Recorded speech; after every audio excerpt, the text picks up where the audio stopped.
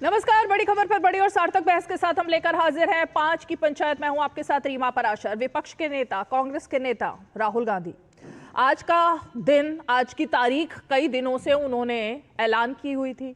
उन्होंने कहा था आज हिरोशिमा नागासाकी से भी बड़ा एटम बॉम्ब वो रखने वाले हैं, इससे पहले मतलब फोड़ने वाले हैं। इससे पहले भी उन्होंने एक बार ऐलान किया था कि वो जब बोलेंगे तो भूकंप आ जाएगा। सबको इंतजार था आज के दिन का कि वो प्रेस कॉन्फ्रेंस में ऐसा क्या खुलासा करने वाले हैं। लेकिन एक बार फिर से इलेक्शन कमीशन पर सवाल खड़े किए, फिर वही डेटा दिए जो वो महाराष्ट्र को लेकर दे चुके हैं, कर्नाटक पर लेकर बात कर चुके हैं, और आज उन्होंने गंभीर आरोप भी लगा दिए कई। उन्होंने कहा कि इलेक्शन कमीशन बीजेपी के साथ मिल गया है और मिल करके काम कर रहा है, हमें सबूत दे, सीसीटीवी की फुटेज दे। तमाम इस तरह के आरोप उन्होंने लगाए। जाहिर तौर पर बीजेपी का पलटवार अब से कुछ ही पलों में बीजेपी की एक बड़ी प्रेस कॉन्फ्रेंस में आने ही वाला है। लेकिन सवाल यहां पर अब ये खड़ा हो रहा है कि अगर वोटों की धांधली के आरोप जो राहुल गांधी लगा रहे हैं, उन्होंने कहा 6 महीने लगे उनको ये रिसर्च करने में, डेटा कलेक्ट करने में, तो फिर तो एसआईआर जिसको लेकर इतना बवाल कटा हुआ है, सबसे ज्यादा जरूरत अगर है तो अब एसआईआर की ही है। एक तरीके से राहुल गांधी ने ही अपनी प्रेस कॉन्फ्रेंस में, अपनी दलीलों में, अपने आंकड़ों में इस बात की गवाही दे दी कि अब देश को जरूरत है एसआईआर की, और इसलिए एसआईआर पर हाय तौबा मत मचाइए। और अगर आपको ये लगता है कि वोटों में धांधली हो रही है तो फिर तो बढ़ चढ़कर एसआईआर का समर्थन कीजिए और साथ दीजिए चुनाव आयोग का। तो आज जरा ये जो दोहरेपन की राजनीति चल रही है विपक्ष की कि जब चुनाव आयोग काम करता है तो फिर आरोप क्यों, और नहीं करता है तो भी आरोप क्यों, तो क्या हो रहा है ये, आज इसी पर चर्चा करेंगे। खास मेहमान जुड़ेंगे, लेकिन सबसे पहले जरा ये पैकेज देखते हैं, उसके बाद मेहमानों का रुख करेंगे।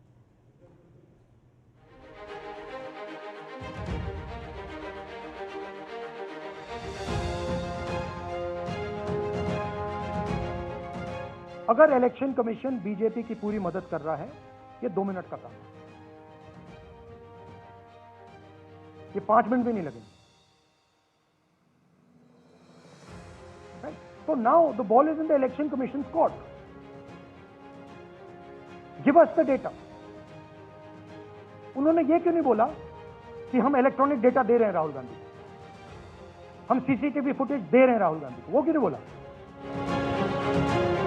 मैं तो आज राहुल जी से पूछना चाहूंगा, आप इतने प्रिपरेशन के साथ आए थे तो अपने ही अलायंस के बड़े नेता तेजस्वी यादव जी के भी तो 2 वोटर आईडी कार्ड थे, वो भी दोनों वोटर आईडी कार्ड लेकर आते कि दोनों वोटर आईडी कार्ड थे, देखो जी ये कट गया है कि एक बचा हुआ है, उस पर तो कोई कमेंट नहीं किया है।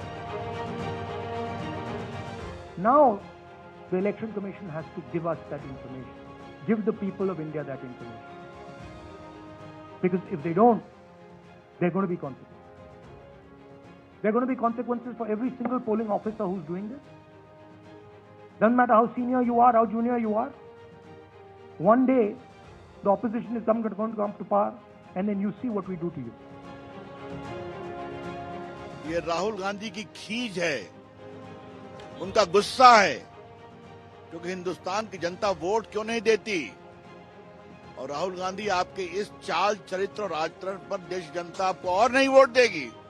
और चिल्लाइए, लेकिन आप क्या बेशर्मी की सारी पराकाष्ठा पार कर गए हैं?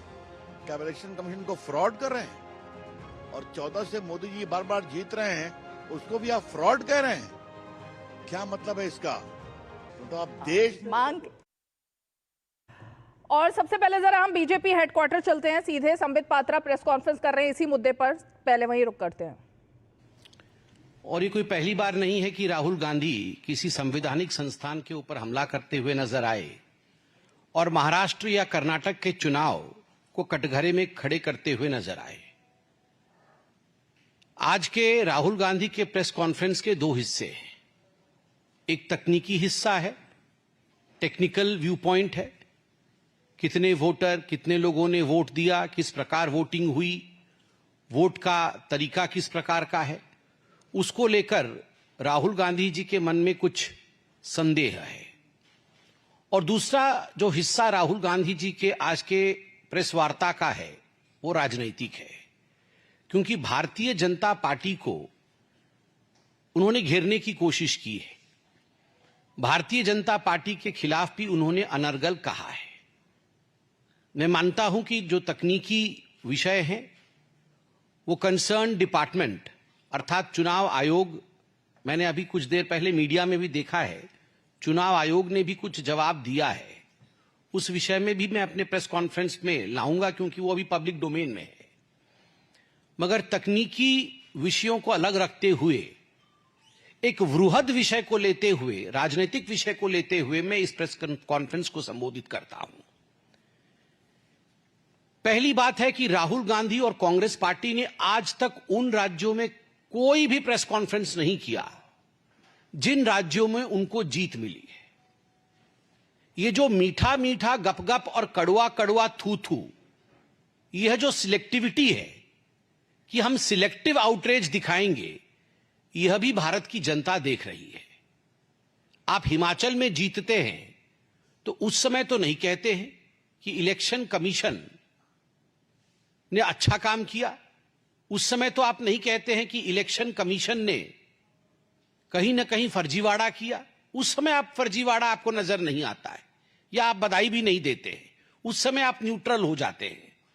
आप तेलंगाना में जीतते हैं, आपका मुख्यमंत्री बनता है तेलंगाना में, भारतीय जनता पार्टी हार जाती है, उस समय का कोई भी प्रेस कॉन्फ्रेंस आप दिखा दीजिए कि राहुल गांधी ने कहा हो कि तेलंगाना में इलेक्शन कमीशन ने फर्जीवाड़ा किया है। उस समय किसी के ऊपर कोई प्रश्नवाचक चिन्ह नहीं उठाते हैं। जब आपको 99 सीट मिलती है लोकसभा के चुनाव में, तो आप पूरे देश में सेलिब्रेट करते हैं और कहते हैं देखो हमारी जीत हो गई। कैसे? यदि देश का लोकतंत्र हार गया, यदि देश का चुनाव आयोग ही कॉम्प्रोमाइज्ड है आपके कहने के मुताबिक, तो आप सेलिब्रेट किस बात का कर रहे हो कि हम जीत गए हैं, हमें अधिक सीटें मिली है। तो कहीं ना कहीं एक सिलेक्टिव आउटरीच कांग्रेस पार्टी और राहुल गांधी में देखने को मिलता है। दूसरी बात है, राहुल गांधी का फ्रस्ट्रेशन की यह चरम सीमा है और मैं बहुत सोच समझ कर बोल रहा हूं। आज जिस प्रकार के शब्दों का प्रयोग किया गया है, मैं तकनीकी विषय पर तो आऊंगा, मगर आज पहली आपत्ति मैं दर्ज करता हूं कि चुनाव में हार जीत ये लगी रहेगी। सबसे बड़े समय के लिए यदि विपक्ष में किसी पार्टी ने समय बिताया है तो मेरा मानना है जनसंघ भारतीय जनता पार्टी है। हमारी पार्टी ने सबसे बड़े कालखंड के लिए विपक्ष के रूप में जिम्मेदारी संभाली, मगर कभी भी कोई भी ऐसा वाकया नहीं हुआ। कई बार हमने भी प्रेस कॉन्फ्रेंस किया है, मगर कभी भी ऐसा नहीं हुआ कि इलेक्शन कमीशन के, चुनाव आयोग के अधिकारियों को धमकाने का काम हमारे किसी नेता ने किया हो। आज के शब्द क्या थे राहुल गांधी जी के? राहुल गांधी जी के शब्द थे, यदि मेरे प्रेस कॉन्फ्रेंस के ऊपर जवाब नहीं आया तो there will be serious consequences, बहुत घातक परिणाम होंगे। सीरियस कॉन्सिक्वेंसेस को अगर हम ट्रांसलेट करते हैं तो हिंदी में अनुवाद बनता है घातक परिणाम होंगे। क्या घातक परिणाम होंगे? उन्होंने यह भी जस्टिफाई किया कि एक दिन ऐसा आ सकता है कि जब हम ऑपोजिशन वाले, अभी भी उनके मुंह में खुद ही कांग्रेस पार्टी के सर्वोच्च नेता के मुख से यह नहीं निकल रहा है कि एक दिन ऐसा भी आ सकता है कि कांग्रेस पार्टी सरकार बना सकती है। He lacks confidence to that extent. उस हद तक उनके मन के अंदर कॉन्फिडेंस और विश्वास नहीं है कि कांग्रेस पार्टी कभी भविष्य में सरकार बना सकती है। वो आज भी कह रहे हैं कि ऐसा समय आ सकता है कि भविष्य में ऑपोजिशन कभी सरकार बना सकती है। तब चुन चुन कर एक एक अधिकारी को, वो कितना भी बड़ा क्यों ना हो, उसको छोड़ा नहीं जाएगा। ये किसकी भाषा है? ये एलओपी की भाषा है या एक, मैं तो खराब शब्दों का प्रयोग, अमर्यादित शब्द का प्रयोग करना कदाचित नहीं चाहूंगा, या सड़क चलते किसी ऐसे व्यक्ति की जो रोड रेज में बोलता है। This language is the language of election rage, कि आपके गाड़ी का एक्सीडेंट हो गया है, आपके पार्टी का एक्सीडेंट हो गया है बिकॉज ऑफ नॉन परफॉर्मेंस, और आप इलेक्शन रेज में आ गए हैं, जिस प्रकार रोड रेज का हम केस देखते हैं, राहुल गांधी जी का ये इलेक्शन रेज है, ये कई महीनों से चल रहा है। जब आप कहते हैं कि चुन चुन के मैं छोड़ूंगा नहीं, मैं बर्बाद कर दूंगा ऑफिसर्स को, this is not the language. मैं सत्ताधारी पार्टी का प्रवक्ता हूं, मेरे बगल में आदरणीय केके जी बैठे हैं, ये सत्ताधारी पार्टी के प्रवक्ता हैं। मुस्कुराकर हमें इन प्रश्नों का उत्तर देना होगा। एक क्षण के लिए भी हमारे मुख पर एरोगेंस और अहंकार नहीं होना चाहिए। हम कौन हैं? हम नौकर हैं, हम जनता के सेवक हैं, चाकर हैं हम। ये जो हम आज बैठे हुए हैं इस चेयर पे और बात कर रहे हैं, जनता जनार्दन ने वोट दिया है उनकी नौकरी करने के लिए। बाबा साहेब अंबेडकर द्वारा बनाए गए संविधान के पन्नों में इलेक्शन कैसा होगा, कैसे कंडक्ट करेगी चुनाव आयोग उस इलेक्शन को, इस विषय में पूरी जानकारी है। और बाबा साहब ने यह भी लिखा है अपने संविधान में कि यदि कोई आयोग अपना काम ठीक से नहीं करती है तो कोर्ट भी है, आप कोर्ट की दरवाजे को भी खटखटा सकते हैं। मैं आज राहुल जी से पूछना चाहता हूं, राहुल जी, अभद्र शब्दों का तो प्रयोग आपने कर लिया, मगर विनम्रता के साथ क्या आप कोर्ट गए? Did you file a petition against this? 288 candidates ने शायद आपके लड़े होंगे, 288 आपके और ऑपोजिशन वालों के महाराष्ट्र में लड़े होंगे। आपको लगता है अगर अधिकांश जगह वोट की चोरी हुई, votes were destroyed, so what kind of leader you are? आप कैसे लीडर हैं जो आपने अपने ही पार्टी के सदस्यों को यह तक नहीं गाइड किया कि जो प्रिस्क्राइब टाइम पीरियड होता है उसके अंदर आप तुरंत कोर्ट जाइए, कोर्ट में जाकर आप वहां पर ये दस्तावेज जो हम आपको दिखा रहे हैं वो दस्तावेज दिखाइए, आप कोर्ट में केस करिए। मगर no, Rahul Gandhi did not go to the court. मुझे तो आश्चर्य हुआ, उनके जो प्रॉक्सी कोर्ट में गए थे, राहुल गांधी नहीं गए मगर प्रॉक्सी गए। जो प्रॉक्सी कोर्ट में, हाई कोर्ट में गए थे, what did the high court से? हाई कोर्ट का जवाब है, Bombay high court dismisses plea alleging irregularities in Maharashtra assembly poles.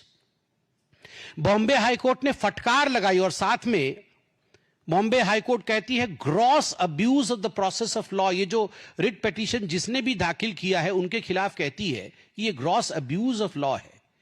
आगे चल के बॉम्बे हाई कोर्ट की जो खंडपीठ है जिसमें जस्टिस JS कुलकर्णी और जस्टिस आरिफ डॉक्टर हैं, उन्होंने बड़े स्पष्ट रूप से कहा है the court found no evidence of fraud और illegal voting and emphasized that the petitioner had failed to demonstrate any personal legal injury or enforceable right. We do not find a scratch of legal grievance, much less legal injury. कोई legal injury नहीं हुई है, कोई legal grievance नहीं हुआ है, और court ने उसे डिसमिस कर दिया। चलिए, आप कोर्ट नहीं गए। मैं अभी आने से पहले थोड़ा बहुत रिसर्च कर रहा था कि राहुल गांधी जी इलेक्शन कमीशन से तो सवाल पूछे ही होंगे।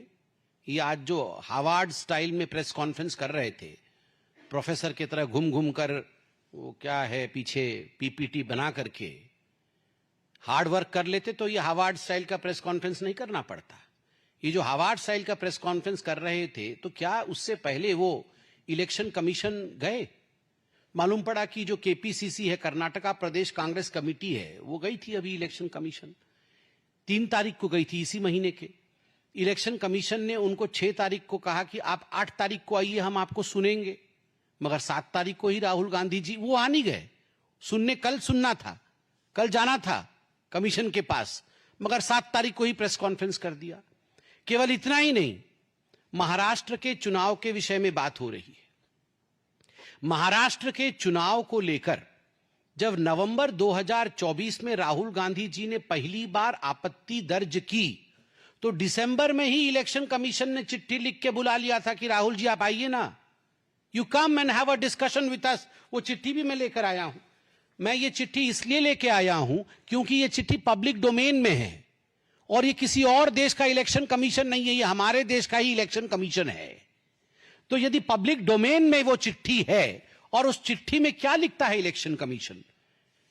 in view of your article published in a newspaper on 7th 6 2025, ये हाल की बात है, कई चिट्ठियां लिखी है इलेक्शन कमीशन में, मैं एक चिट्ठी का उदाहरण दे रहा हूं। 7/6/2025 को एक बड़े अंग्रेजी अखबार में राहुल गांधी का महाराष्ट्र के चुनाव को लेकर आर्टिकल छपा था। उस आर्टिकल में वही बातें की गई थी जो बातें आज उन्होंने प्रेस कॉन्फ्रेंस में की है। तो चुनाव आयोग ने कहा था कि माननीय राहुल जी, ऐसा है कि नवंबर 2024 में महाराष्ट्र का चुनाव हुआ, दिसंबर में भी आपने यही सब आरोप लगाए थे, तो हमने आपको दिसंबर में ही बुलाया था। चलिए कोई बात नहीं, आप नहीं आए। यहां पर इलेक्शन कमीशन ने कुछ डाटा दिया है, यह पब्लिक डोमेन में डाटा है। यह डाटा है कि कुल मिलाकर के 1,08,026 BLA है, बूथ लेवल एजेंट है महाराष्ट्र के अंदर सभी पार्टी के। BLA का काम क्या होता है? BLA का काम होता है कि इस घर में बहुत सारे वोटर हैं। अरे कैसे हो सकता है इस घर में इतने सारे वोटर? चलो कंप्लेंट करो BLO को, मतलब ऑफिसर को, जो बूथ लेवल ऑफिसर होता है। ये BLA पॉलिटिकल पार्टी अपॉइंट करती है और BLO इलेक्शन कमीशन का ऑफिसर होता है। अरे इसका नाम सही नहीं है, इसके पिताजी का नाम तो गलत है, चलो कंप्लेंट करो, ठीक करवाते हैं। अरे ये तो 18 साल की नहीं है, ये तो 60 साल की है, इलेक्शन कमीशन को हम कंप्लेंट करते हैं। ये BLA का काम होता है। कितने BLA हैं महाराष्ट्र में कांग्रेस पार्टी के? 28,420, 420 नहीं, 28,420, 28,420 BLA। 28,420 BLA होने के बाद भी ये सारे BLA क्या कर रहे थे? ये सारे BLA क्या कर रहे थे? ये सोए हुए थे। ये किसके घर में किसका कितना वोटर निकला, किसकी कितनी लिस्ट है, किसका नाम क्या है, ये इन्होंने क्यों नहीं देखा? फिर इलेक्शन कमीशन लिखती है कि चलिए आप ऐसा करिए, आप बहुत बिजी व्यक्ति हैं, तो आप अपनी सहूलियत बताइए कि आप सब डॉक्यूमेंट लेके हमारे पास आइए, अपनी सहूलियत बताइए, और ये हमारा एड्रेस है, ये हमारा ईमेल आईडी है, अपना समय और स्थान दे दीजिए, वहां बैठ के चर्चा हो जाएगी, क्या आपके प्रॉब्लम है उनका हम समाधान और उत्तर दे देंगे। मगर राहुल जी ने, मुझे नहीं पता ईमेल किया कि नहीं, मगर अभी तक इलेक्शन कमीशन से समय लेकर मिलने का काम नहीं किया। आज एक प्रेस कॉन्फ्रेंस किया, नंबर 1। नंबर 2, आज मैं देख रहा था इलेक्शन कमीशन का कुछ चिट्ठी भी आया है, वह भी आपने देखा है, यह आज की ही चिट्ठी है इलेक्शन का। मुझे कैसे मालूम पड़ा कि KPCC ने चिट्ठी लिखी थी मिलने के लिए और 8 तारीख का टाइम मिला था इलेक्शन कमीशन का? ये इस चिट्ठी से मालूम पड़ा, जो हर वेबसाइट में आज मौजूद है इलेक्शन कमीशन के, और आज आप लोग भी दिखा रहे हैं। इस चिट्ठी के 2 भाग हैं। दूसरे भाग में इलेक्शन कमीशन ने राहुल गांधी जी को कहा कि अच्छा, आपके पास बहुत सारी डेटा है जो आपने आज, लोगों का नाम कट गया, इतने लोगों का नाम जुड़ गया, इत्यादि, तो हम तैयार है जांच करने के लिए। मगर जांच का एक प्रोसीजर होता है कि ये जो सारी कागजें आप देख रहे थे, मोटी मोटी कागजें बंडल बंडल लेके घूम रहे, ये सारी जो कागजें हैं, आप ओथ में कि मैं राहुल गांधी, फलाना ढिकड़ा मेरा एड्रेस, मैं ओथ पे कहता हूं कि ये सब कागज मेरे पास है, मैं इन्हें सत्यापित करता हूं, आप इसकी जांच करिए। इसको सत्यापन करना होता है।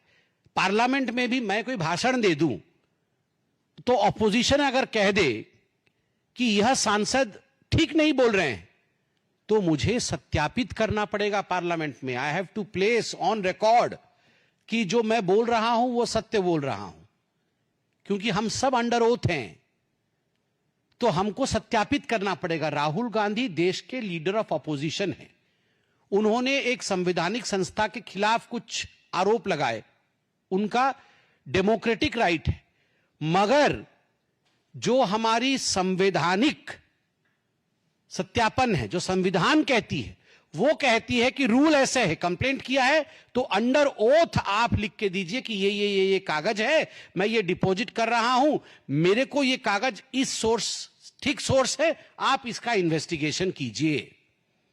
जब आप लोगों ने राहुल गांधी से पूछा कि आप ओथ में देंगे, तो राहुल गांधी बोलते हैं मेरे शब्द ही मेरे ओथ है, my words are my oath. बहुत बड़ा बाहुबली है।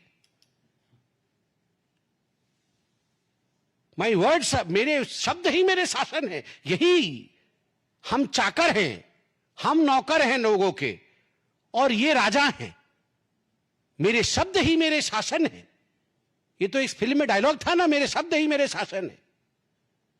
मैं बोल दूंगा वही शासन होगा। आप गांधी परिवार के हो सकते हैं, आप गांधी जी नहीं हैं। तो नकली गांधी परिवार के लोग ये न सोचे कि उनके शब्द ही देश का शासन है।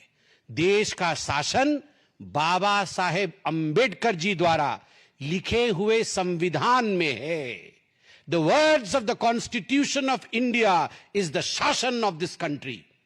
संविधान की भाषा ही इस देश की मर्यादा है, इस देश का शासन है। राहुल गांधी के वर्ड शासन नहीं है। राहुल गांधी कहते हैं मेरी क्रेडिबिलिटी है। काहे चीज की क्रेडिबिलिटी है?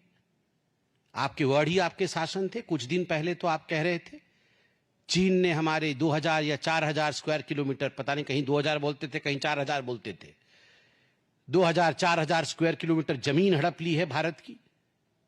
सुप्रीम कोर्ट ने ठिकाने लगा दिया। सुप्रीम कोर्ट ने सवाल पूछ लिया कि are you a true Indian? आप सच्चे भारतीय हैं क्या? इस प्रकार के शब्द आप बोलेंगे? जिस देश के थाली में खाना खाते हैं उसी देश में छेद करेंगे। इनडायरेक्टली तो यही पूछा गया कि इस देश की आर्मी के ऊपर आप सवाल उठाएंगे, are you a true Indian? और प्रियंका वाड्रा जी कहती है हु आर द जजेस? हु आर द जजेस? वो कौन है ये सब कहने वाले? वाह, मतलब दोनों भाई बहन मिलके मेरे ही शब्द मेरे शासन है। ये गांधी परिवार सोचते हैं कि हाँ तानाशाही, बिल्कुल ठीक कह रहे हैं कि जी तानाशाही है। सुप्रीम कोर्ट के जज भी नहीं कह सकते हैं। इलेक्शन कमीशन भी प्यार भरा पत्र लिखा है कि आइए चर्चा करेंगे। Who are they? Consequences face करना पड़ेगा। क्या है ये? क्या है ये? बाहुबली है आप? ऐसा नहीं चलता है। और तो और रफाल के विषय में 3-3 बार कान पकड़ करके माफी मांगनी पड़ी थी। लगभग सुप्रीम कोर्ट में उठक बैठक की नौबत आ गई थी। लिखित रूप में एफिडेविट दे के आपको सुप्रीम कोर्ट से माफी मांगना पड़ा था कि सुप्रीम कोर्ट के विषय में जो गलत टिप्पणी और झूठी टिप्पणी आपने की थी उसके लिए मैं माफी मांगता हूं। ये सुप्रीम कोर्ट के लिए किया था। वीर सावरकर को जिस प्रकार के शब्दों के प्रयोग से अपमानित किया, आज उसके लिए भी माफी मांगना पड़ रहा है। तो राहुल जी राफेल में कान पकड़ के उठक बैठक, वीर सावरकर के लिए कान पकड़कर उठक बैठक, चीन के लिए कान पकड़कर उठक बैठक, तो आपकी क्रेडिबिलिटी है कहां? कितनी क्रेडिबिलिटी आपकी है कि आपके शब्द ही आपके ओथ हो जाएंगे?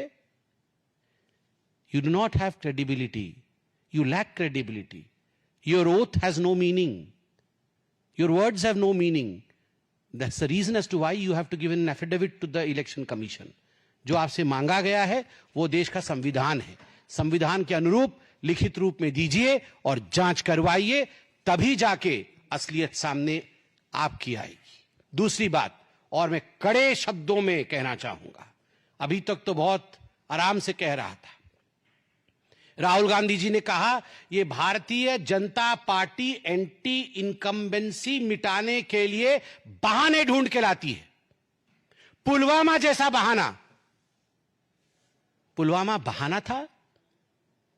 मैं देश से पूछता हूं, आज जो राहुल गांधी जी ने कहा कि पुलवामा एक बहाना था एंटी इनकम्बेंसी को मिटाने के लिए, ऑपरेशन सिंदूर एक बहाना था एंटी इनकम्बेंसी को मिटाने के लिए, क्या अर्थ है? उसका अर्थ है भारत ने ही अटैक कराया अपने देश पे और सारी जिम्मेदारी पाकिस्तान पे मढ़ दिया, और पाकिस्तान पे अटैक करके, मतलब जो वो कहते हैं हम तो अटैक करते नहीं, हम तो बुद्ध की देश है, हम तो अपने सिटीजन्स की रक्षा करते हैं, और पाकिस्तान के साथ इस प्रकार का प्रपंच रच के एंटी इनकम्बेंसी को मिटा दिया और वोट गेन करने की कोशिश की। यही कहना चाहते हैं आप?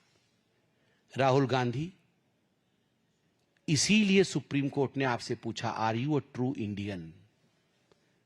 पुलवामा को आप अगर बहाना बोलेंगे, ऑपरेशन सिंदूर को यदि आप बहाना बोलेंगे, आपने एयर स्ट्राइक और सर्जिकल स्ट्राइक पे सबूत मांगा था, देश के संवैधानिक संस्थाओं को कहेंगे कि सीरियस कॉन्सिक्वेंसेस होंगी, बहुत क्षति आपकी होने वाली है, हम आपको छोड़ने वाले नहीं हैं, तो देश की जनता वैसे भी आपको एक्सेप्ट नहीं करती है, ऐसे भी आपको एक्सेप्ट नहीं करेगी।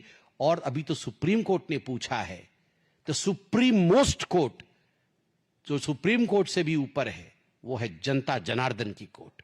वह आपको गद्दार बोलना शुरू कर देगी, वह कहेगी कि आप गद्दार हैं, you are not an Indian, आप ट्रेटर हैं, इसलिए बचिए, अपनी रक्षा पहले करिए, ऐसे शब्दों से अपने आप को बचाइए। बहुत बहुत धन्यवाद। कोई प्रश्न हो तो अवश्य पूछें।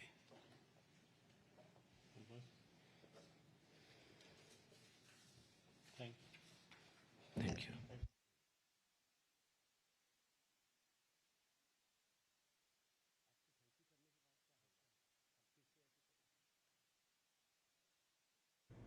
तो राहुल गांधी ने जिस तरह के आरोप लगाए उस पर पलटवार करते हुए बीजेपी की ये बड़ी प्रेस कॉन्फ्रेंस, जिसमें कि एक एक जितने भी सवाल राहुल गांधी ने खड़े किए ना, उन सब का जवाब संबित पात्रा ने दिया। और ये भी कहा कि जिस तरह से ऑपरेशन सिंदूर का मजाक बनाया गया, पुलवामा का मजाक बनाया गया, राहुल गांधी को क्या आने वाले दिनों में अगर वो सबूत नहीं देते हैं तो देश की जनता गद्दार कहना शुरू कर देगी।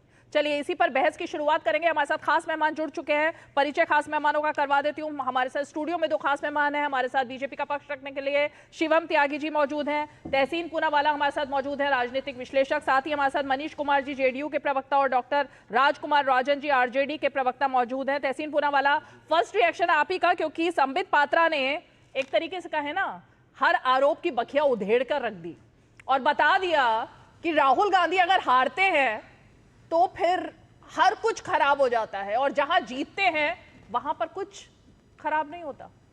थैंक यू रीमा जी, आपके साथ शो में शिरकत करने का मौका मिला। संक्षेप में 2 या 3 चीज़ बताऊंगा। संबित भाई अक्सर बहुत अच्छा होमवर्क करते आते हैं, लेकिन कर्नाटका में वर्तमान में किसकी सरकार है? कांग्रेस की सरकार है ना, वहीं पर बता रहे हैं ना वो, जहाँ पे उनकी सरकार है। पहली बात। दूसरी बात, परसों तक इलेक्शन कमीशन कह रहा था सबूत लाओ सबूत लाओ सबूत लाओ, सबूत लाए उन्हीं के डेटा से। तो ये नहीं कह रहा कि डेटा गलत है सबूत गलत है, कह रहे एफिडेविट दो एफिडेविट दो एफिडेविट दो। भैया कागज आपके, पेपर आपका, आपको हम कह रहे एसआईआर करो, बिहार में करो, ठीक से करो। आप कह रहे हो हमें अब ऐसा करना है कि बाकी आगे का सबूत नहीं मिलते। मैं एक सवाल से अपनी बात को समाप्त करता हूं और एक फैक्ट चेक कर देता हूं संबित भाई को। संबित भाई ने कहा कि महाराष्ट्र के अंदर बॉम्बे हाईकोर्ट के अंदर एक पिटीशन लगी थी, जो महाराष्ट्र के आरोप को बॉम्बे हाईकोर्ट ने बाहर फेंक दिया। ये बिल्कुल सही कहा उन्होंने, बीजेपी के प्रवक्ता ने सही कहा। जानते हो क्यों? पूरे टिप्पणी कोर्ट की सुनी, कोर्ट ने कहा ये फेक पिटीशन है, न्यूज़पेपर रिपोर्ट से लाया गया था, और जिसने वो पिटीशन लाया इसलिए वो पिटीशन डाला गया ताकि आरोप सामने नहीं आए। और ये बहुत क्यूरियस चीज़ है, मैं हाथ जोड़कर ये कह रहा हूँ कि जितने हम कैंडिडेट्स के पिटीशन है वो अब तक नहीं आए, ये पिटीशन लग जाता है। लेकिन मैं एक और चीज़ कहते अपनी बात को समाप्त करना चाहता हूँ। सबूत लाए इन्हीं के डेटा से लाए। महाराष्ट्र में 5:30 बजे के बाद जो वोटिंग हुआ उसका माननीय हाईकोर्ट ने कहा वीडियो रिकॉर्डिंग दे दीजिए। पॉलिटिकल पार्टी को एक कानून था, वो कानून रेट्रोस्पेक्टिवली क्यों बदला गया, वो रिकॉर्डिंग क्यों नहीं दिया जा रहा है, बस इसका जवाब दे दे। शिवम त्यागी, अब ये जो बात है, राहुल गांधी ने कहा है 6 महीने उनको लगे हैं ये डेटा कलेक्ट करने में, अचानक से नहीं हुआ है ये। अब कर्नाटक की बात करें तो 6 महीने का समय लगा ना उनको डेटा कलेक्ट करने में। फिर उन्होंने एक तरीके से धमका भी दिया है अफसरों को कि जब हमारी सरकार आएगी तो आपका क्या होगा, आप देख लेना। तो इन सब के खिलाफ भाई सरकार आपकी है, कुछ एक्शन तो फिर आप ही को लेना बनता है ना, अगर धमकाया भी जा रहा है। अब 2 सवाल सबसे पहले तहसीन जी ने पूछे और उसके बाद आगे लेकर चलता हूं। कहा गया कि खास तौर पर जो वीडियो रिकॉर्डिंग है उस पर कानून क्यों बदला गया। मैं एक चीज़ कहना चाहता हूं, उसको लेकर सुप्रीम कोर्ट में क्लियर कट इस देश के इलेक्शन कमीशन ने जवाब फाइल किया है कि लॉजिस्टिकली और टेक्निकली 45 दिन से ज़्यादा इतने सारे स्टोर्ड डेटा को रखना संभव नहीं है। दूसरा इसका रीज़न ये भी है क्योंकि अगर किसी इलेक्शन में किसी भी कैंडिडेट, किसी भी पार्टी को प्रॉब्लम लगती है तो कंप्लेंट करने का मैक्सिमम टाइम 45 दिन है। जिस पर्टिकुलर चुनाव पर कंप्लेंट हो जाती है उसका जो वीडियो रिकॉर्डिंग है वो इलेक्शन कमीशन जो है संभाल कर रखता है, क्योंकि उसमें कोर्ट्स में प्रोसीडिंग आती है, बात खत्म हो जाती है। दूसरा एक चार्ज था राहुल गांधी का कि हमें जो है डिजिटल वोटर लिस्ट क्यों नहीं मिलती, बिकॉज पॉसिबल नहीं। उसको भी पढ़ेंगे तो समझेंगे। सुप्रीम कोर्ट में जवाब फाइल किया हुआ है इलेक्शन कमीशन ने, क्योंकि उसमें सेंसिटिव डेटा, आपका नाम, एज, फादर्स नेम और डेट ऑफ बर्थ से लेकर आपका जितना भी हाउस एड्रेस है, वो तमाम चीजें होती है। हम आपको उसको पीडीएफ फॉर्म में देते हैं, लेकिन एक्सेल फॉर्म में उसको नहीं दिया जा सकता, क्योंकि उसका मिसयूज होने की संभावनाएं हैं और डेटा बदला जा सकता है। अब आगे आता हूं, इन्होंने एक और चीज कही कि भाई आप मुझे एक चीज बताइए, ये जो लास्ट के 2 घंटे में 3 घंटे में जितना भी ये वोटिंग परसेंटेज बढ़ा और ये सारी चीजें, नहीं, राहुल गांधी ने कहा कि 2024 में आखिर के 5-6 महीने में 40,81,000 वोट बढ़ गए, ऐसा उनका दावा है। लेकिन 2004 में जो है 90,89,000 वोट बढ़े, 2009 में 98,45,000 वोट बढ़े, 2014 में 77,27,000 वोट बढ़े, 2019 में 63 लाख वोट बढ़े, और उसमें बार बार इनकी सरकार आई भाई। और ये घटने बढ़ने से नहीं हो सकता विषय। और अगर इसी तरीके से बात किया जाए तो तेलंगाना में जो वोट हैं वो घटे बावजूद उसके उनकी सरकार आ गई, कोई तर्क नहीं। अब आगे आता हूं, एक और चीज कही गई। अब आप मुझे एक चीज बताइए, कोई भी लीडर ऑफ ऑपोजिशन या फिर कोई भी सांसद, अगर आप किसी पर कोई भी एक्विजिशन फॉर्म कर रहे हैं, मैं आप पर मान लीजिए कोई आरोप लगा रहा हूं, आप कहेंगे मुझसे कि लिख कर दीजिए, क्योंकि मैं आपको कोर्ट लेकर जाऊंगा ना अंततः। भाई आप कहेंगे कि अगर आप मुझ पर कोई आरोप लगा रहे हैं तो प्लीज आप मुझे लिख कर दीजिए अभी, ताकि मैं इसमें इन चीज को, सारी चीज को क्लैरिफाई करा सकूं। Exactly. आपसे सिर्फ इतना कहा जा रहा है, आपने जो भी आरोप लगाए, आप प्लीज आप इसको शपथ पत्र में दीजिए कि मैं राहुल गांधी ये आरोप लगा रहा हूं, तो क्योंकि पता डेटा लग सही है, जाएगा। हाँ। क्योंकि उनके हिसाब से डेटा सही है, जिस राज्य में उनकी सरकार है उन्हीं का डेटा है, कोई दिक्कत नहीं है, फॉर्ज हो रहा है। वो यहां तक कह रहे हैं कि हम देख लेंगे, जो इलेक्शन कमीशन वाले हैं या इलेक्शन कमीशन में जो लोग काम कर रहे हैं, हम इनको देख लेंगे, चाहे वो चले भी जाए नौकरी छोड़ के, उनको तब भी देख लेंगे। अगर इतना कॉन्फिडेंट हो तो लिख कर दे दो भाई, कोई परेशानी नहीं है। विषय सिर्फ इतना सा है कि एक और चीज, क्रेडिबिलिटी का विषय आया कि क्रेडिबिलिटी हमारी है और मैं जो बोल रहा हूं वही सब है, सब कुछ है। तो भाई एक चीज बताइए, क्रेडिबिलिटी आपकी इसलिए नहीं है क्योंकि आप अपनी चीजों पर बैक ट्रैक करके बहुत बार माफी मांग चुके हैं। पहला, चौकीदार चोर है, आपने माफी मांगी। राफेल, आपने माफी मांगी। इसके अलावा आरएसएस किल्ड महात्मा गांधी, उस पर आपने माफी मांगी। इसके अलावा चाइना पर आपने माफी मांगी। आप सुप्रीम कोर्ट में माफी दर माफी मांगते आ रहे हैं।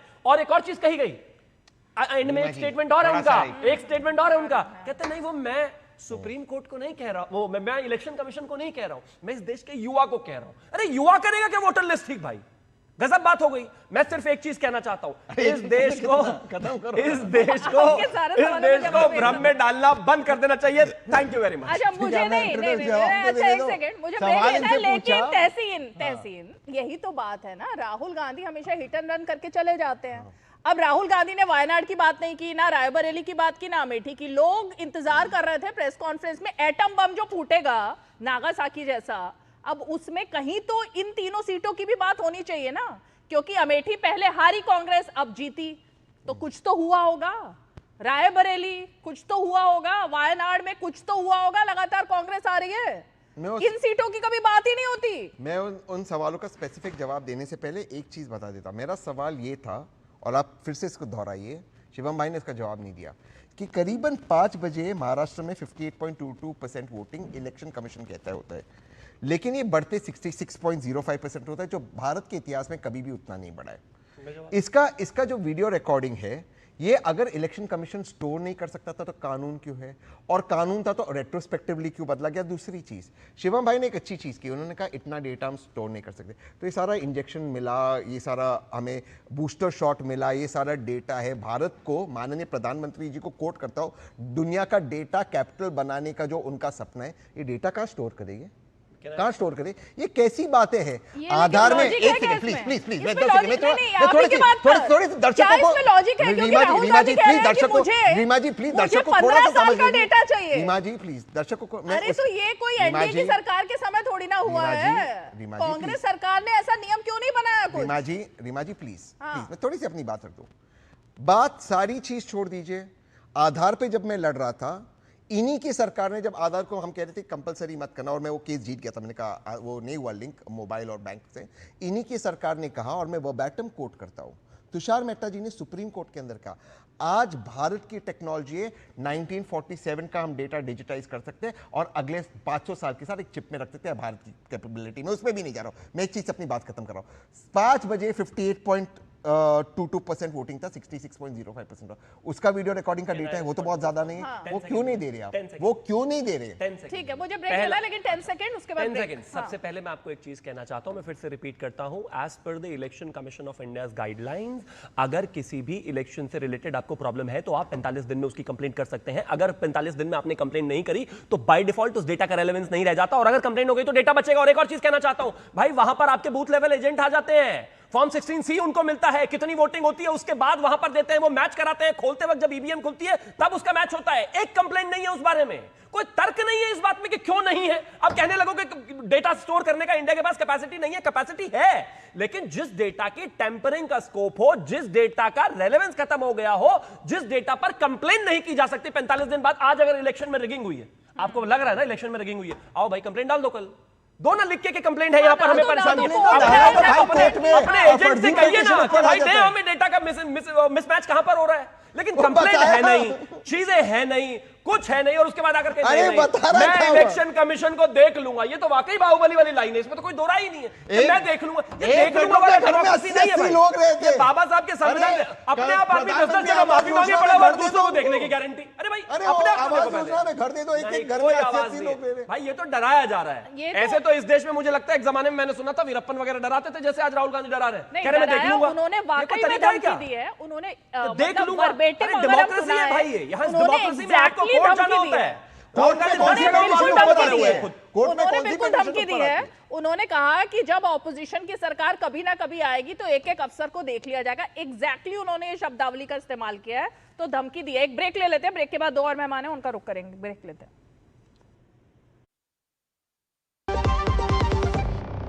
जब मंगला जी की किडनी का ऑपरेशन हुआ तो पॉलिसी बाजार की टीम ने हॉस्पिटल पहुंचकर 18 लाख रुपए का क्लेम अप्रूव करवाने में पूरी हेल्प की। बीमारी में हेल्थ इंश्योरेंस ही काम आएगा। पॉलिसी बाजार पर 1 करोड़ का हेल्थ इंश्योरेंस सिर्फ 360 रुपए महीने से शुरू। डॉक्टर दादू, ये प्रीमियम क्या होता है? बेटा प्रीमियम मतलब समझ लो पेट्रोल। जब तक कार में पेट्रोल है तब तक कार चलेगी, पेट्रोल खत्म कार स्टॉप। पर पापा, इस बार पेट्रोल खत्म होने पर भी कार चलती रहेगी। वो कैसे? LIC के जीवन लाभ में प्रीमियम पेमेंट हो जाए स्टॉप, पर पॉलिसी के फायदे चलते रहते हैं। मतलब अब लाइफ की गाड़ी चलेगी नॉन स्टॉप। LIC हर पल आपके साथ। चलिए जल्दी से मैं जरा डॉक्टर राजकुमार राजन जी, ये जो बात तहसीन पूनावाला और शिवम त्यागी कह रहे हैं, यही तो बात है ना। राहुल गांधी ने जो कहा, अब तेजस्वी यादव के पास 2 ID कार्ड हो या 1 हो, सवाल यह है कि इसीलिए SIR की जरूरत है। इसी गड़बड़ी को रोकने के लिए जिसका संदेह आप लोगों को है, SIR की जरूरत है। तो अब तो आप लोगों को खुलकर SIR के समर्थन में खड़े हो जाना चाहिए। रीमा जी, पहली बात तो मैं ये कहना चाहूंगा कि भाजपा के प्रवक्ता जिस तरह से चुनाव आयोग पर के तरफदारी कर रहे हैं, चुनाव आयोग की तरफ से बोल रहे हैं, ऐसा लगता है कि भाजपा के प्रवक्ता नहीं है, वो चुनाव आयोग के प्रवक्ता है। चुनाव आयोग ने नियुक्त कर दिया है। संशय यहां स्थापित होता है। आम जनता, भारत की जो जनता है, वह संशय करती है कि क्यों आखिर चुनाव आयोग पर प्रश्न जब खड़ा होता है तो भाजपा के प्रवक्ता उसके बचाव में आ जाती है। अरे चुनाव आयोग एक संवैधानिक संस्था है, लोकतंत्र की नींव है। उस पर कोई अगर संशय पैदा हो रहा है, राहुल गांधी विपक्ष के लीडर हैं, अगर वह कोई संशय उनको हो रहा है, और ऐसा वैसा संशय नहीं है, प्रमाण के साथ उन्होंने आज मीडिया के सामने प्रस्तुत किया है, फिर भी आपको संशय है, फिर भी आप चुनाव आयोग की तरफदारी करते हैं। और अभी मैं सुन रहा था समित पात्रा जी को, उन्होंने तो स्वीकार किया कि हो सकता है टेक्निकल कुछ गलतियां होगी। एक तरफ आप कहते हैं टेक्निकल गलती है, दूसरी तरफ राहुल गांधी LOP के लीडर अगर वो साक्ष्य प्रस्तुत कर रहे हैं, और ऐसा वैसा साक्ष्य नहीं है। आप जरा देखिए, उन्होंने कर्नाटका के महादेवपुरा विधानसभा का 5 सूचियों के तहत अलग अलग जो आम पब्लिक है, आम मतदाता सूची में जो नाम दर्ज हुए, उसके संदर्भ में उन्होंने पूरे प्रमाण के साथ प्रस्तुत किया है कि डुप्लीकेट मतदाता कितने हैं। एक सेकंड राजन जी, वही तो पॉइंट है ना। ये सारे प्रमाण कहाँ देने होते हैं? कोर्ट में देने होते हैं। ये सारे प्रमाण कहाँ देने होते हैं जबकि आप हलफनामा दायर करते हो? ये सारे प्रमाण 45 दिन के अंदर देने होते हैं कि गड़बड़ियां हुई हैं। प्रेस कॉन्फ्रेंस में मीडिया वाले कुछ नहीं कर सकते इन प्रमाणों का, सिर्फ डिबेट कर सकते हैं। राहुल गांधी अपने प्रेस कॉन्फ्रेंस में कहा। अरे तो प्रेस कॉन्फ्रेंस में करने का फायदा क्या है? आप जरा सोचिए, इलेक्ट्रिकल मतदाता सूची क्यों नहीं दी जा रही है? वीडियोग्राफी जब मांगा गया क्यों नहीं दी गई? ये जो लगातार जो ये आपका मतदाता सूची के नाम पर एक्सेल फॉर्म में इस तरह की जो भ्रांतियां फैलाई जा रही है और जो प्रमाण दिए जा रहे हैं लोगों के द्वारा, उसको तरीके से वोटर लिस्ट मान रहे हैं उस डेटा का मिसयूज। इसका आशय है कि कहीं ना कहीं आप उस संशय को, जो आम भारतीय जनता को संशय है कि चुनाव आयोग और बीजेपी के जो प्रवक्ता है जिस तरह से बोल रहे हैं, आवाज उठाते हैं उनके समर्थन में, वो मिली भगत चल रही है। देखिए बिहार के संदर्भ में आप देखिए, एसआईआर का मुद्दा बिहार में चल रहा है। बेगूसराय में मृत व्यक्ति का नाम दर्ज है। ओके, दीघा में एक ही है। अरे तेजस्वी यादव पर भी तो कुछ बोलिए ना, उनके मामले पर नहीं बोलेंगे, उनके पास 2-2 कार्ड है। रीमा जी देखिए, राहुल गांधी जो प्रश्न उठाए हैं बहुत गंभीर मुद्दा है, वह बहुत गंभीर आरोप है। ओके, उस पर चुनाव आयोग को सिलसिलेवार ढंग से जवाब देना चाहिए। ठीक है, देखिए लोकतंत्र की नींव है चुनाव आयोग, एक विश्वास आम जनता की चुनाव आयोग पर होता है। मनीष कुमार जी जवाब दीजिए। अगर चुनाव आयोग की नींव हिल गई, मनीष कुमार, चुनाव आयोग अगर एम्पायर ही जवाब तो बहुत मुश्किल है। ठीक है, विश्वास स्थापित करना। कि बिहार में भाई तेजस्वी जी पिछले कई दिनों से लगातार भ्रम फैला रहे थे। वो कह रहे थे कि बिहार में पिछड़ा, दलित, जो गरीब लोग हैं उनका नाम हटाया जा रहा है, काटा जा रहा है। लेकिन जब 1 अगस्त को ड्राफ्ट मतदाता सूची जारी किया गया, उसके भाई तेजस्वी जी को उनको पता नहीं कोई बता दिया या बेचारे गलतफहमी के शिकार हो गए। वो आनंद फानन में आके प्रेस कॉन्फ्रेंस कर दिए और प्रेस कॉन्फ्रेंस में उन्होंने क्या कहा कि मेरा ही नाम काट दिया गया। बेचारे कहते कहते थक गए, उनकी कोई बात बिहार के लोगों ने उनका माना नहीं। तो अब सोचे कि अब कैसे कहा जाए झूठ की अब लोग मान लें। तो अंतिम चाल उन्होंने चला कि मेरा ही नाम कर दिया ताकि लोगों को विश्वास हो सके। तेजस्वी जी भूल गए कि ये डिजिटल युग है, ये डिजिटल युग है। आप बोलिएगा उधर आपके सामने सब कुछ साक्ष्य आपके सामने आ जाएगा। जब तक वो पीसी कर ही रहे थे, कुछ देर के बाद तेजस्वी भाई का तो डाटा आया ही आया। जो उनकी पत्नी है, जो राष्ट्रीय भाभी है, उनका भी साक्ष्य आ गया। अरे बीच में नहीं बोलेंगे, बीच में राजन जी नहीं बोलेंगे आप, बीच में नहीं म्यूट बोल लीजिए इन्हीं को, आप ही बोल लीजिए भैया। मैं जानता हूँ कितने बड़े विद्वान हैं, आप ही बोल लीजिए। तर्क मत दो ना। अरे बीच में नहीं बोलूंगा, मैं गलत तर्क दे रहा हूँ तो उसके उत्तर आप दे दीजिए। 1 मिनट हमें समय दीजिए, आप उत्तर दे दीजिएगा। मैं अगर गलत बोल रहा हूं तो आप हमें यह बताइए मैं गलत बोल रहा हूं। तेजस्वी जी कोई आम मतदाता नहीं है, वो चुनाव लड़ चुके हैं। 15 में चुनाव लड़े, 20 में चुनाव लड़े थे तो वोटर आईडी कार्ड दिए होंगे ना।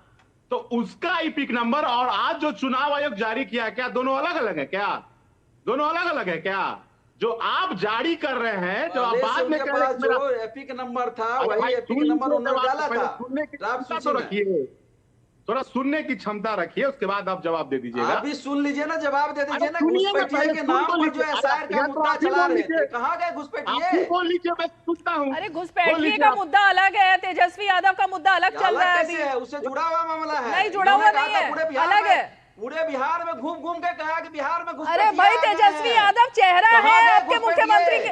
ओफो, आप क्या मतलब कहां से लेकर जा रहे हैं बात को? आपने जो पॉइंट रेज किया ये उसी का जवाब हो रहा है। जल्दी से 10 सेकंड मनीष जी। रीमा जी, उसके बाद निर्वाचन पदाधिकारी के द्वारा इतना होने के बावजूद भी इन्हें कहा गया कि भाई आप जो दिखाए हैं एपिक नंबर मीडिया में वो हमें दे दीजिए, हम उसका जांच करवा देंगे।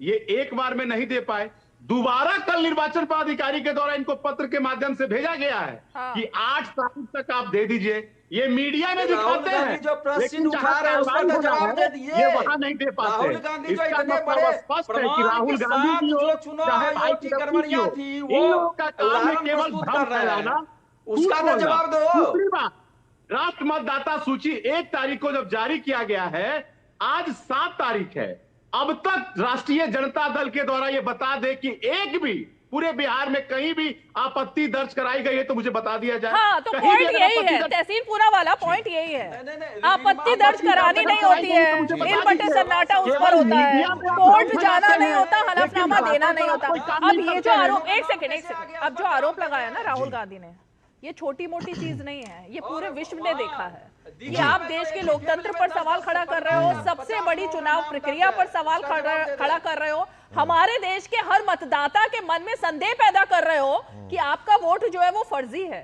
तो क्या क्या संदेश देने की कोशिश है ये? मैं केवल मिसगाइड करना सबको। मैं केवल 1 मिनट बात करूंगा, आपके दोनों सवाल का जवाब दूंगा।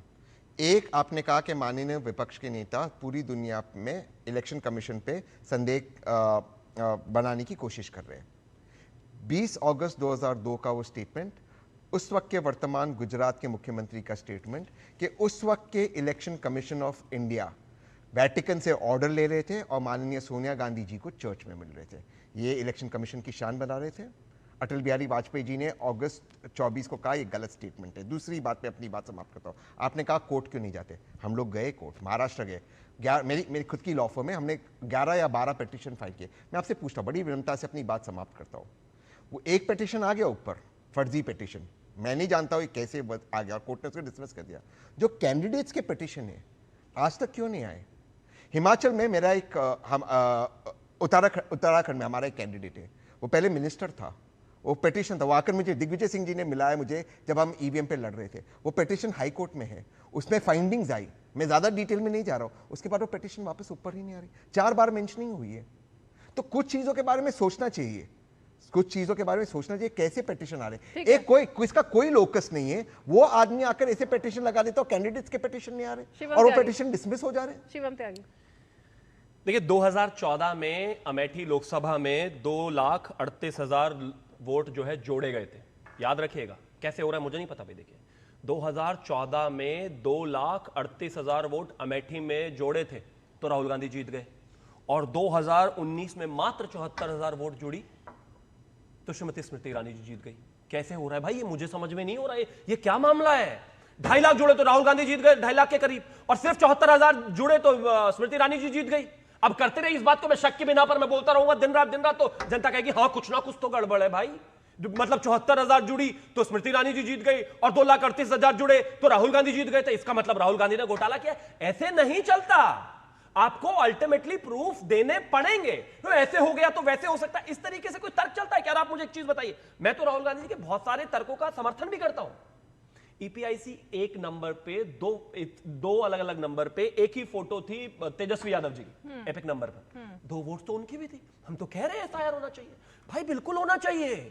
फर्जी एड्रेस हो, एक एड्रेस पे 30 वोट हो, फोटो छोटा हो, कुछ भी गलत चीज हो, एक एपिक नंबर पे कई वोटर्स रजिस्टर्ड हो, पता चलना चाहिए। मैं समर्थन करता हूं इस पूरी की पूरी प्रेस कॉन्फ्रेंस को उठाकर सुप्रीम कोर्ट को दे देना चाहिए इस बात के लिए कि ये देखिए जी एसआईआर तो बहुत जरूरी है, इतने सारे वोटर तो आप अपने आप ही बता रहे हो फर्जी है।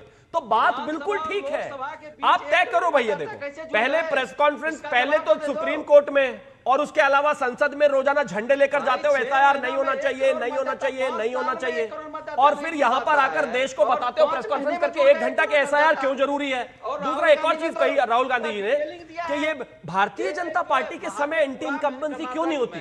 खैर हम मेहनत करते हैं इसलिए नहीं होती, लेकिन इस हिसाब से तो ममता बनर्जी के यहाँ पे एंटी इनकम्बेंसी नहीं है, वहां पर भी फर्जीवाड़ा हो रहा है क्या? एमके स्टैलिन भी लगातार जीतते आ रहे हैं, वहां पर भी फर्जीवाड़ा हो रहा है क्या? केरल में लेफ्ट जीतता आ रहा है, वहां पर भी फर्जीवाड़ा हो रहा है क्या?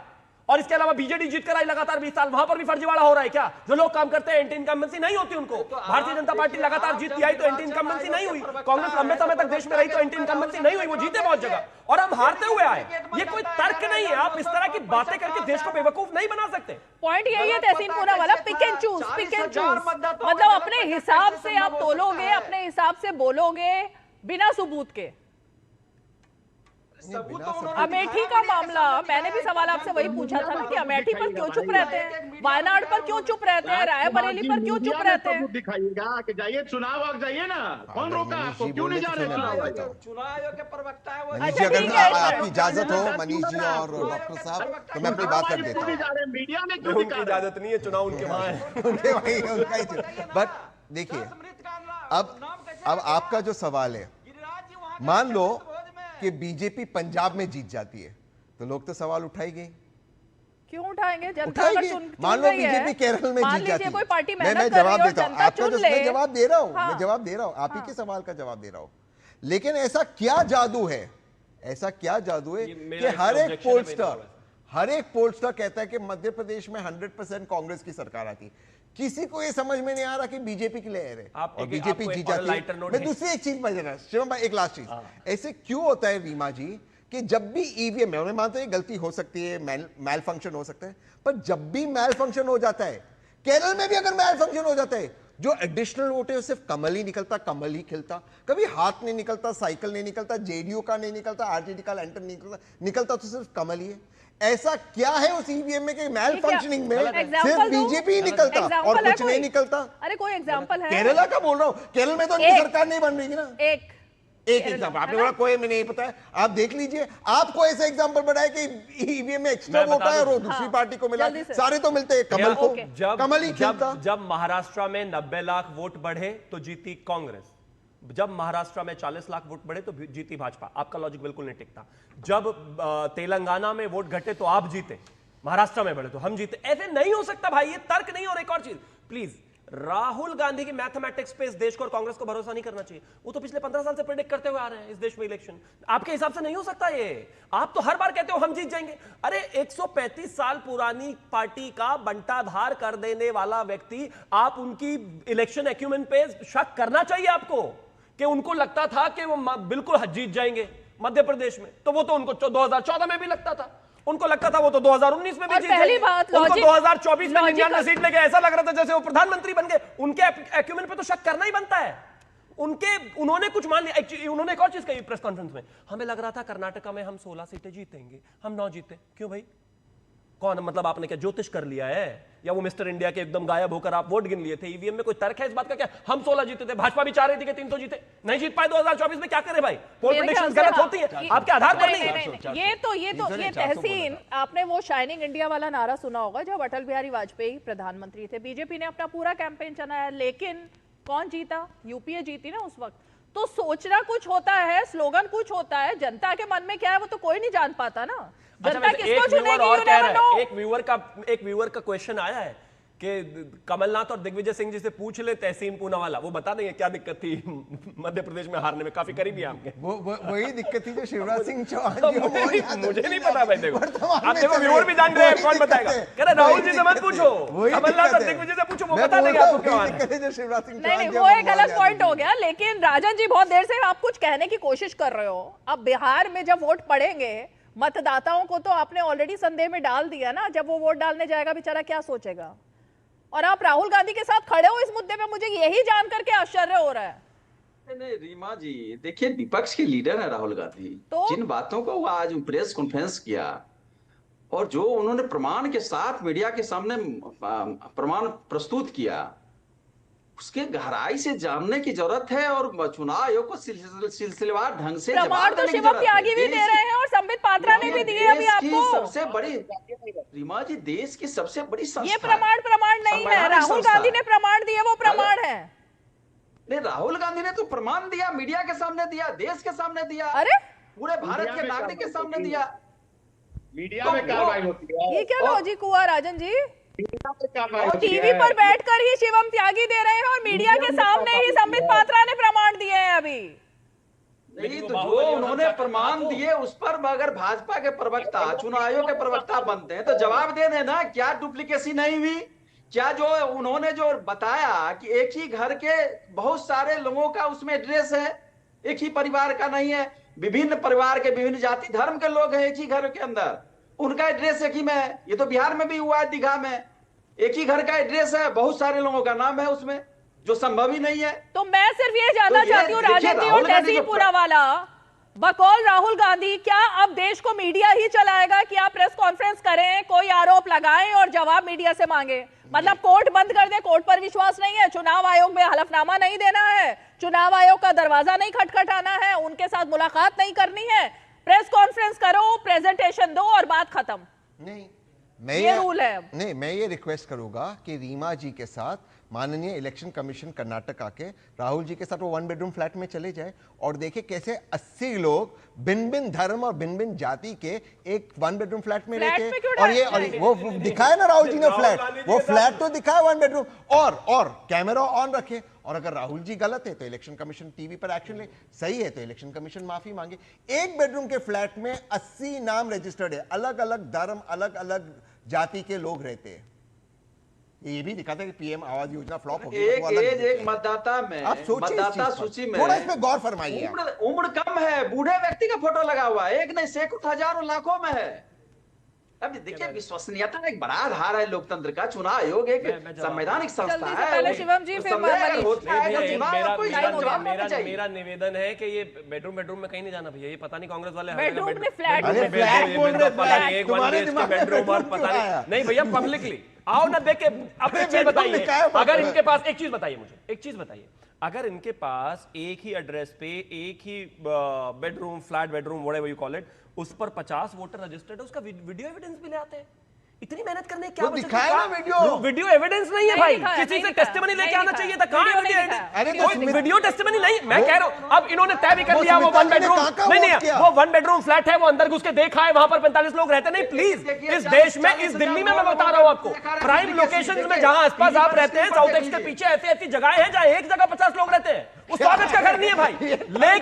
लेकिन मैं इसीलिए तो कह रहा हूं एसआईआर अनिवार्य है। 1 बेडरूम में 50 रजिस्टर्ड है या 100 रजिस्टर्ड है, एसआईआर होना चाहिए। तो अब तय कर लो पार्लियामेंट में गलत हो या इस प्रेस कॉन्फ्रेंस में गलत हो।